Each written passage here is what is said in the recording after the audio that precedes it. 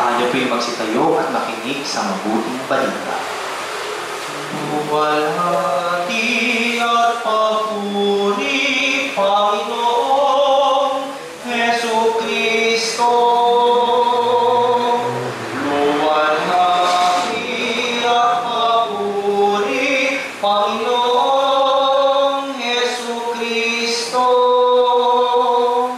Magsisi tayong mataos, halinang magbalik loob sa mapagpatawag ng Diyos sa Kanyang tayo dumudulog at manumbalik na lubos. Luwalhati at papuri, Panginoong Jesucristo. Sumainyo ang Panginoon at sumaiyo rin ang mabuting balita ng Panginoon ayon kay San Juan. Papuri sa iyo, Panginoon.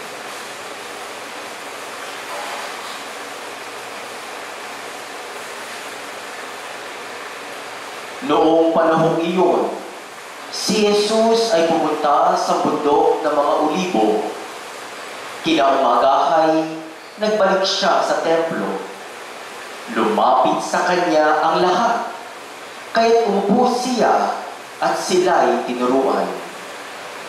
Nooy dinala sa kanya ng mga eskriba at mga pariseyo ang isang babaeng nahuli sa pakikiapid. Pinatayo ito sa harapan nila at sinabi kay Jesus, "Guro, ang babaeng ito'y nahuli sa pakikiapid. Ayon sa kautusan ni Moses, dapat patuhin hanggang sa mamatay ang mga gaya niya. Ano ang masasabi mo?" Itinanong nila ito upang subukin siya, na may maisumbong sila laban sa kanya. Ngunit yumuko si Jesus at sumulat sa lupa sa pamamagitan ng daliri. Ayaw nilang tigilan na katatanong si Jesus, kaya't sila'y tiningnan niya at sinabi ang ganito, "Sino man sa inyo na walang kasalanan ay siyang maunang bumato sa kanya." At muli siyang yumuko at sumulat sa lupa. Nang marinig nila ito, sila'y isa-isang umalis, simula sa pinakamatanda. Walang naiwan kundi si Jesus at ang babaeng naroon pa rin sa harapan niya. Tiningnan siya ni Jesus at tinanong, "Nasaan sila? Wala bang nagparusa sa iyo?" "Wala pong, Ginoo," sagot ng babae. Sinabi ni Jesus, "Hindi rin kita parurusahan. Humayo ka at huwag nang magkasala." Ang mabuting balita ng Panginoon. Pinupuri ka namin, Panginoong Jesucristo.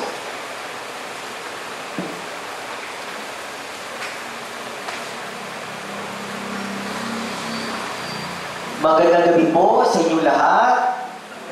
Father po.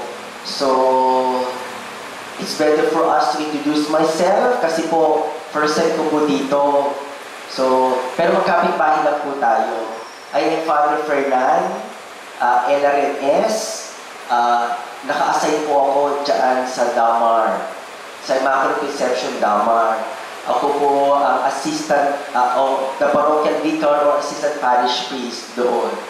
At dahil nga po, magkapit-bahay lang po tayo at kabikaryado, kaya noong nag-invite sila for this Mass, dahil yung aking pura paroko na isang Chinese, Father Joseph, now celebrating the Mass in Immaculate Conception Damar, at ako po ay nandito. Ayan. So, ito po pala yung, nadadaanan din po namin ito. So, at least sa wakas, napasok ko na rin. So, mga kapatid, nasa ika-5 linggo na po tayo ng Kwaresma. In fact, next week will be Holy Week. So, kaya naman po, sa huling araw ng linggo ng Kwaresma, huling pag-inilaya natin ang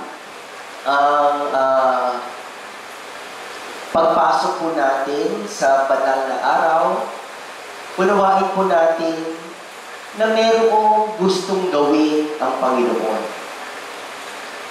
At ano po ito? Napakaganda po nung sinabi sa unang pagbasa. Ang sabi sa unang pagbasa, meron siyang gagawing bago. Meron siyang bago na bagay na ibibigay sa atin. Okay? At kalimutan po natin ang nakaraan, bagkos tumutok tayo sa pangarap ng Diyos ng bagong bagay. At alam natin kung anong bagay na ito. Okay? Sapagkat sa ikalawang pagbasa, okay, mula sa sinulat ni San Pablo sa mga taga-Filipos, nagbagong buhay si San Pablo dahil kay Jesucristo. Ibig sabihin nun, the new life is the one offering by the Lord. Yun po ang ino-offer niya sa atin. Bagong buhay, new life. Kaya naman, naramdamin po natin sa Ebanghelyo na ano naman na kinalaman ng new life doon sa teachings o karunungan ng Panginoong Jesucristo sa babaeng nakikiapid. Okay? So,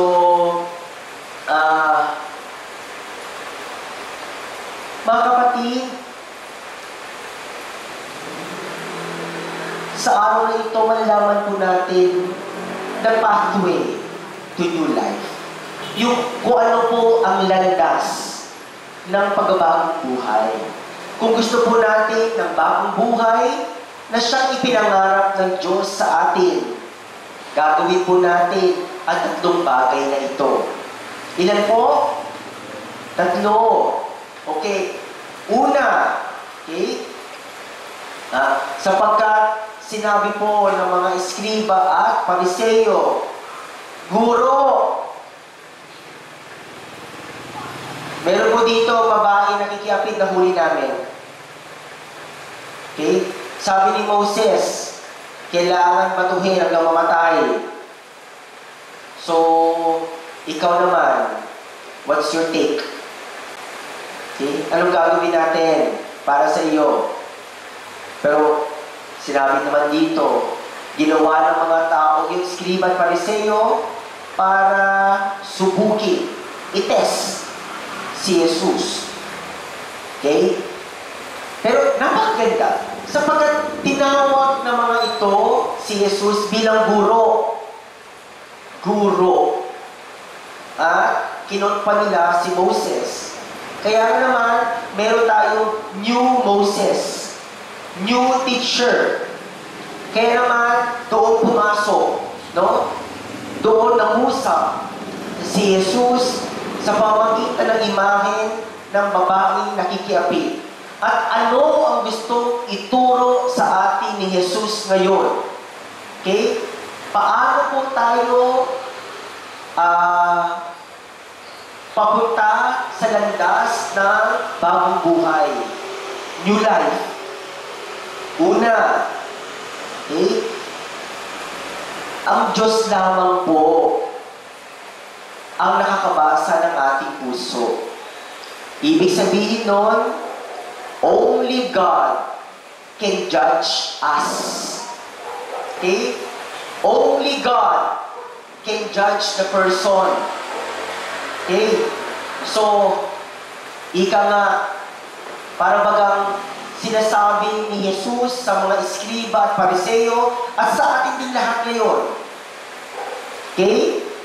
Kayo nag-aaral ng batas ng simbahan. Sabi. Kasi mga eskriba, pariseyo, alam niyo yan. na only God can judge. But you would test me na kung ano ang gagawin dyan at sinabi ninyo dapat batuhin sapagkat nag-aasala, it means gusto nyo maging Diyos. Those people who are fond of judging others, sila po ay nagmamarunong. Sila po ang gustong mag-Diyos-Diyosan.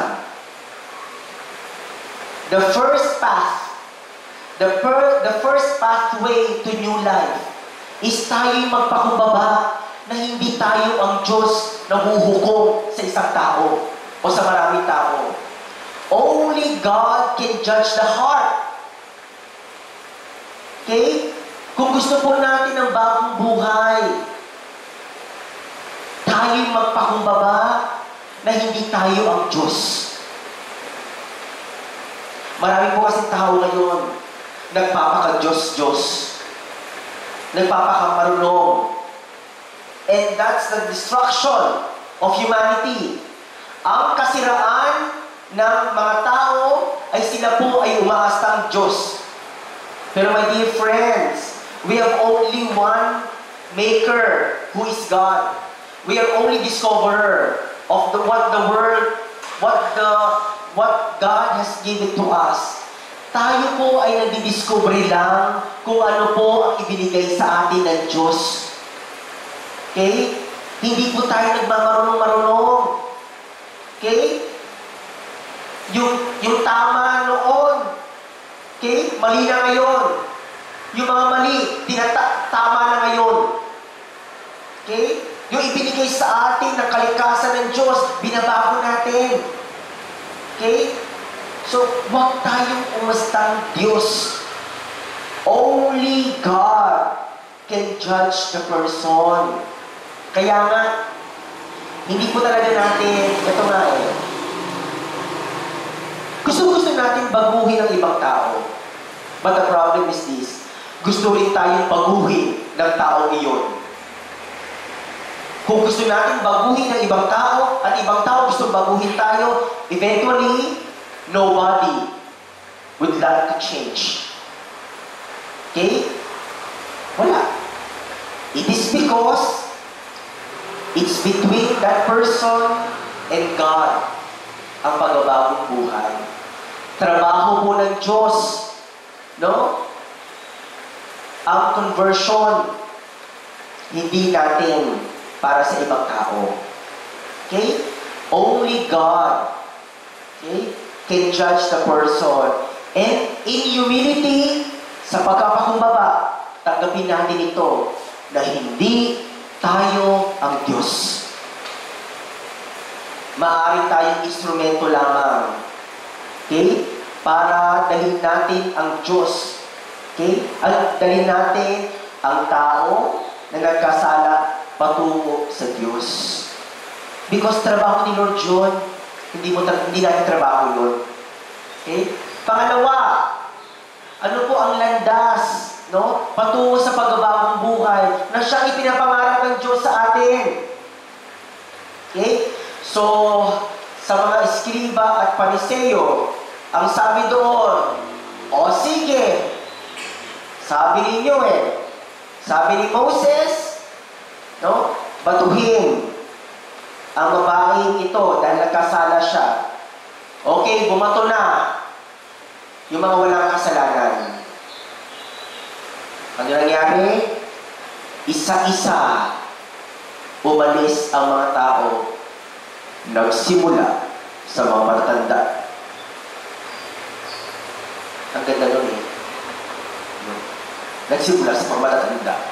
Bakit? Ito ang pangalawang karunungan o gustong ibigay sa atin ni Jesus bilang landas ng pagbabagong buhay. We are all sinners.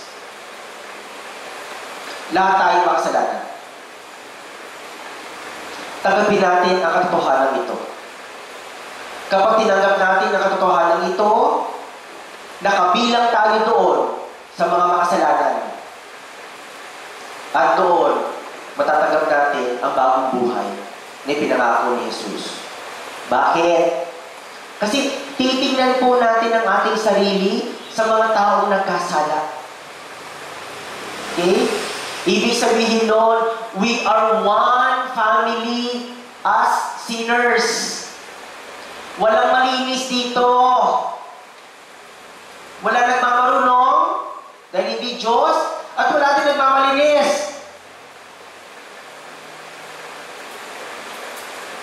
Sapagkat ang katotohanan, isa po tayong syudad, isa tayong komunidad na puro makasalanan. Okay?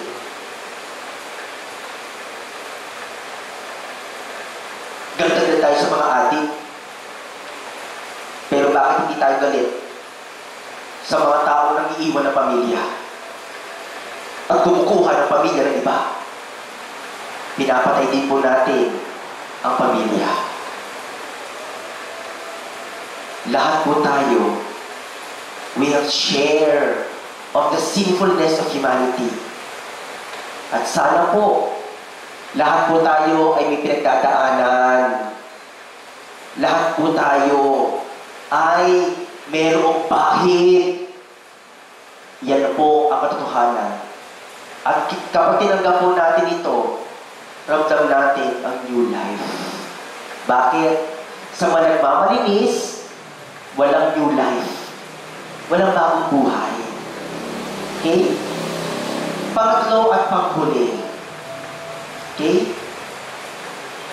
Not on the lens of Skriba at Pariseo, si Jesus tinanong ang babae na kikiapin. Nasaan sila? May nagparusa ba sa iyo? Wala po. Kaya sabi niya, hindi rin kita parurusahan.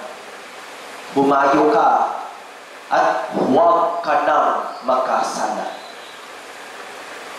So, hindi sinabi ni Jesus, ay humayo ka, ipagpatuloy mo yan. Yung pakikiapit mo. Hindi yun. Okay. So, while God loves sinners, but God hates sins. Okay? Ano sinasabi dito? Gusto po natin ng bagong buhay? Let us be alone with Christ. Ang babae nakikiapid, ang sabi dito sa Ebanghelyo, kasama niya lamang si Jesus. Okay? Only with the Lord, meron tayong bagong buhay. Bakit? Kasi sa Panginoon lamang, meron tayong pag-asa. Bakit pag-asa? Sapagkat hindi tayo tinitingnan sa ating mga kasalanan. Ang importante sa Diyos, ang taong nagkasala. Hindi importante sa Diyos ang pagkakasala ng tao. Ulitin ko ulit. Importante kay Lord, yung taong nagkasala at hindi po ang pagkakasala ng tao. Kasi tayo po, mas mahalaga po sa atin yung pagkakasala ng tao. Hindi mahalaga sa ating relasyon. Parating natin inaalala yung pagkakasala ng ibang tao. Kaya hanggang ngayon, hindi po tayo masaya. Hanggang ngayon, wala tayong new life. Kasi parating natin inaalala yung pagkakasala ng taong yun. As if naman, wala tayong kasalanan. Okay? Pero my dear friends, if you want to take the pathway to new life na siyang ipinangako ng Diyos, sana po kasama lang po natin si Jesus sa paglalakbay natin. Kasi kapag kasama natin si Jesus, tiyak naman na hindi na tayo gagawa, no? Na hindi kaaya-aya. Okay? Kasi kasama nga natin. Meron nga po kakilala, no? Parang, Lord, may gagawin na akong masama, ha? Diyan ka muna. Okay? May gagawin muna akong masama.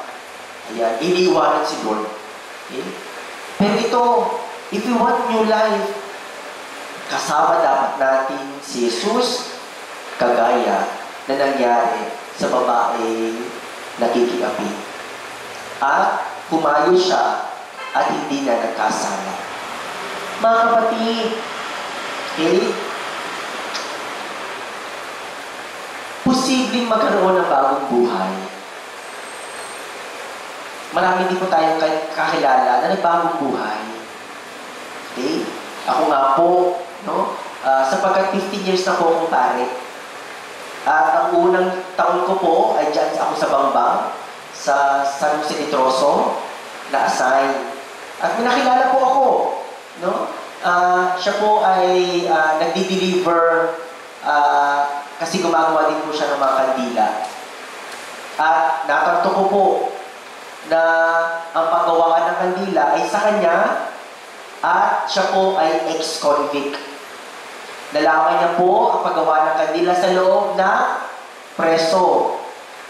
At ngayon po, siya po ang nag-supply ng mga kandila sa parokya ng Archdiocese of Manila. Okay? At talagang napakagandang simbolo. Napakagandang simbolo na nakilala niya sa Kristo, nakilala niya ang ilaw ng kanyang buhay, at siya ay nagbibigay ng ilaw sa ibang tao at sa ibang lugar sa parokya. Dahil nga po, no, na-realize niya na magpapakumbaba. May Diyos, hindi siya ang Diyos ng buhay niya. Pangalawa, na lahat tayo, pantay-pantay, magkakapatid tayo because we belong to a community of sinners. At pangatlo, hindi niya na iniwanan si Jesus nung niyakap niya ito. Mga kapatid, yan po ang hamon na ikalimang linggo ng Kwaresma. At kapag ito ay tumimo sa ating puso, tiyak, handa na po natin i-celebrate ang banal na araw at igagagalak po natin ang Pasko ng pagkabuhay. Amen.